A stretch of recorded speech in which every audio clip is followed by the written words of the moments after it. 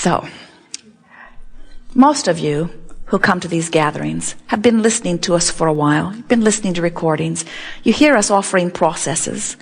And the processes, without exception, have been processes to assist you in releasing resistance, because we know when you let go of the cork, it's going to float.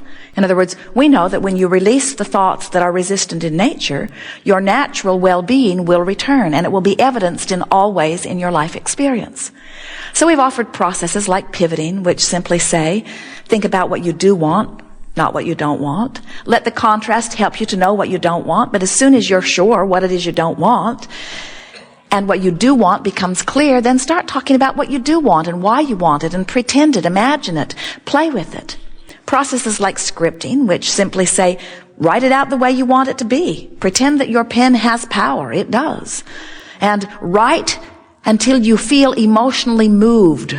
Write until you feel the clarity of your own desire.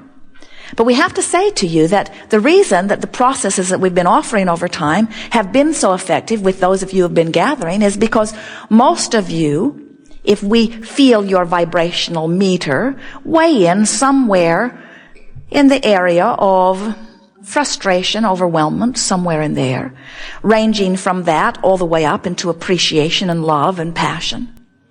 So the emotional scale that we're going to play with here today, at the most disconnected levels, that's where that powerlessness and despair is. That's where you would use words like depression. And then, as you move up a little bit, you would find yourself in some feelings of rage, revenge. Remember those two words, rage and revenge, because we want to show you that they're not in the order that you think they are. All the way up into anger. Then from anger, there are many degrees of anger, but then you get into those feelings of overwhelmment and frustration. And then you find that pessimistic feeling, and then you find that hopeful feeling, and then you find that more optimistic feeling, and then you find feelings of appreciation and love and joy and bliss and all of that. So there's this range which you can feel when you think about it. What we've noticed with those like you, most of you are somewhere in overwhelmment and frustration, but you can quite easily, with a little bit of effort, move into ranges of true appreciation. You can maintain your vibration rather well. But often you meet someone, or even now and again something happens in your experience that is out of your control, that cause you to dip into those ranges that are more like depression. And what we've noticed, sometimes someone who is truly depressed, truly feeling disempowered, finds unconsciously, in a sort of self-survival way, guided from source really, finds a true thought of anger, even hatred and revenge. But usually the counselor or the spouse or the parent or someone close by who is watching this person move from despair into revenge gets all alarmed and tells them that their revenge or their hatred or their anger is misplaced. And we say, it's not the least bit misplaced if you understand the emotional meter. It's an improved state of being. But most people who meet you in your anger or in your rage would not encourage you to be that way. They really prefer you in your despair and depression. Because when you're depressed, you hide from everyone and leave them all alone. And when you're angry, you're usually out there fussing around, sort of stirring things up. You're actually more pleasant to be with when you're depressed than when you're angry. But from an emotional standpoint, from a vibrational standpoint, from the standpoint of which cork is floating more, if the cork is in the revenge mode, it's closer to the surface than when it is in the despair and depression. In other words, you're on your way back into the light as you are moving through, and that's the key word, as you are moving through this angry range. But what happens when you don't know that is you get from despair naturally into anger, but then everyone disapproves of your anger, and since you're more interested in how they feel than you are about how you feel, then you bounce back into despair. And there are so many people that just bounce back and forth from despair to anger, to despair, to anger, to despair, to anger, and do not have any idea that they were on the right path. Jerry Nestor traveled in the past, even now sometimes, from Phoenix to San Diego. It's about a 400-mile journey. And as they come out across the highway, Esther loves these open highways, hardly any traffic, good roads. About halfway between Phoenix and San Diego is Yuma, Arizona. When they find themselves in Yuma, they don't pull off to the side of the road and cry. They don't feel despair that they are in Yuma, because they understand that they are on their way to where they want to be. They understand the distance between Phoenix and San Diego. And so even though for a good deal of the journey, in fact, almost all of it, in fact, most of that journey, they're not really where they want to be. They're on their way to where they want to be, but they're not there yet. It is a quantifiable journey, though, isn't it? It's understandable. And so, since you know you're on your way, then you find pleasure where you are.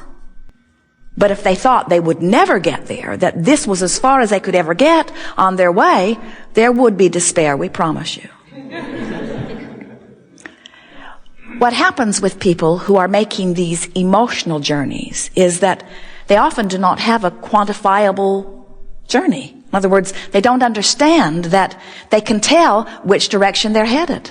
In other words, Jerry and Esther don't get so dismayed when they're in Yuma that they get all disoriented and go back to Phoenix. In other words, they can always tell which way they're going. But sometimes we watch you and you don't seem to know which way is up in terms of the cork floating, or which way is moving up the emotional scale, because you sort of get lost in the emotion where you are and you beat the drum of where you are. So moving up the emotional scale is about recognizing where you are on the emotional scale, and we'll show you how to do that. You just feel around until you're able to pinpoint it pretty well, and then you reach for an emotional goal that you believe is possible. Isn't it annoying when you feel terrible to have some bright-eyed, bushy-tailed Abraham student or teacher telling you to follow your bliss? You create your own reality, they say. You need to stop doing that. What you really want to do is just eliminate them from the face of the earth. In other words, when there is a big difference in the vibrational frequencies, there's not much help that comes. And so what we're wanting to show you is how you can bridge your vibration into something that is absolutely manageable. So think about it. If you are in a place of utter despair or depression, and you're reaching for some thoughts of hatred or revenge, don't you acknowledge when you find them that they do feel better? In other words, don't ask the world to vote on the appropriateness of them, because they'll tell you those thoughts are not appropriate and that you should have been reaching for love. And we don't disagree. You are reaching for love, but you can't find love from that despair. It's too far vibrationally apart, you see. So as you reach for something that you can reach for, Jerry always said, as he was teaching people in business, set your goals far enough away that they inspire you, but not so far that you feel discouragement. Put the basket out there far enough away that it is a challenge and exciting when you hit it, but not so far that it's impossible to hit it. And this is the same thing. You're wanting to reach for an emotion that you have access to, that you and only you, because no one else knows, is a vibrational improvement. So you reach for that life-giving anger, and you beat the drum of it for a little while. And then, once you stabilize in anger, once you leave depression behind, are you hearing what we're getting at? When you stabilize in anger, now you have access to frustration, where you did not have access to frustration from your despair. So now you stabilize in your frustration, now you have access to some hopefulness, where you did not have access to hopefulness from your rage, maybe from your anger, but certainly not from your despair. You get the sense of this? So think about it. It's so logical. And as you play it, you'll see how well it works. If you are beating the drum of despair because something that has happened that you cannot control and it's knocked the wind out of you, you feel terrible, and now you're reaching for some thoughts of anger, and as you consciously do it, you're doing it on purpose, and you find that anger and suddenly you're breathing again. In other words, you don't feel so claustrophobic. You can catch your breath. You're feeling better. Your friends still don't like you, but you feel better. You feel better. You've done it deliberately, and now you say, I've done that on purpose. Do you see? Can you feel what that does in terms of feeling of powerlessness? When you say, I'm choosing this angry thought on purpose, you're no longer powerless, are you? And so here's the magic of it. If you're making the best of where you are, which we've got to admit, it's not all that good. Rage is not the best place to be. It's just better than where you were. So if you make the best of it and beat the drum of it, and then you still make the best of it, you've got to feel angry. And if you still make the best of it, you've got to feel frustration. And if you still make the best of it, you're going to be in overwhelmment. And you still make the best of it, you're going to get into pessimism, and then you're going to get into hopefulness, and then you're going to get into optimism, and then you're going to get into a more playful, you get the sense of it? If you're making the best of it, there's no place that you cannot go. The difference is this time you can tell which direction you're facing. You can tell which direction you're facing so you don't have a meltdown in Yuma. You don't just spin there year after year after year after year after year after year, because finally your guidance system is working. Jerry and Esther have a navigational guidance system in their vehicles, and as they're coming across in the monster bus from one place to another, there is an antenna on the roof and a computer brain in the coach. And there are satellites in the sky which triangulate their position. So Magellan always knows where they are. And then they just program the address, the city, and the street, and even the numbers often of where they want to go. And Magellan then calculates the route for them from where they are to where they want to go. Magellan never says, "Where have you been?" Magellan never says, "How long have you been there?" Magellan never says, "I'm not going to tell you. You didn't listen last time."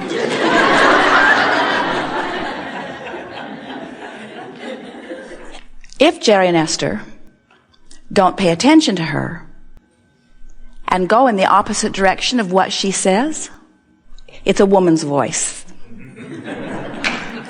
The man's voice was too bossy.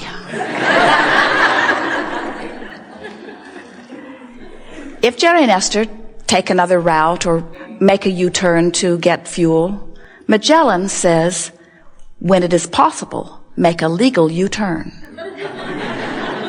In other words, she can tell that they are going in the other direction. And you can too. Your emotions, as they are getting better and better and better, mean you're headed toward where you want to be. But your emotions, as they are feeling worse and worse and worse, are telling you you're headed in the opposite direction of where you want to be. Sometimes you say, "But it's true." And Magellan would say, "It doesn't matter. It's still in the opposite direction of where you want to be." Don't pay any attention to what someone says is true. Only pay attention to if the truth, if the vibration, if the word, if the feeling is taking you toward where you want to be. So, here's the most significant thing for you to gather from everything that we've been saying here today.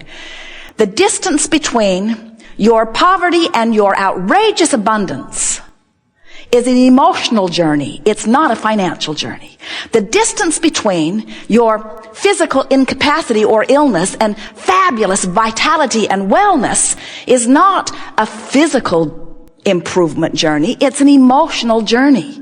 The distance between any place that you are and any place that you want to go is an emotional journey. It's about how good can I make myself feel about this and a lot of other things right now, because everything about your point of attraction is about your vibration, and your vibration is only about how you feel. So, when you say today, nothing is more important than I feel good, what you're saying is, today I'm using my guidance system on a myriad of subjects to move in the direction of my desire. So, if you're wanting more money and you're talking to someone who's discouraged about money and you begin to feel empathy of their discouragement, this friend has got you turned around. And your guidance system is saying, when possible, make a legal U-turn. In other words, your guidance system is pulling you that way. But sometimes what happens is you begin beating a drum, beating a drum, beating a drum, beating a drum relative to whatever. Maybe it's because people are surrounding you. Maybe it's because something has happened to you. Maybe it's because of something that you're observing or talking about. Maybe it's something personal to your life, and maybe it's something that's happening globally. It doesn't matter. But you've got yourself focused upon something so that you've got a very strong reverberation going on, and it feels to you like the thoughts are thinking you. It doesn't feel to you like you're choosing the thought. The thought just keeps showing up. You just find yourself thinking about it. You don't mean to think about it. You don't want to think about it. And that's when you've got to say, I'm going to start choosing my thoughts.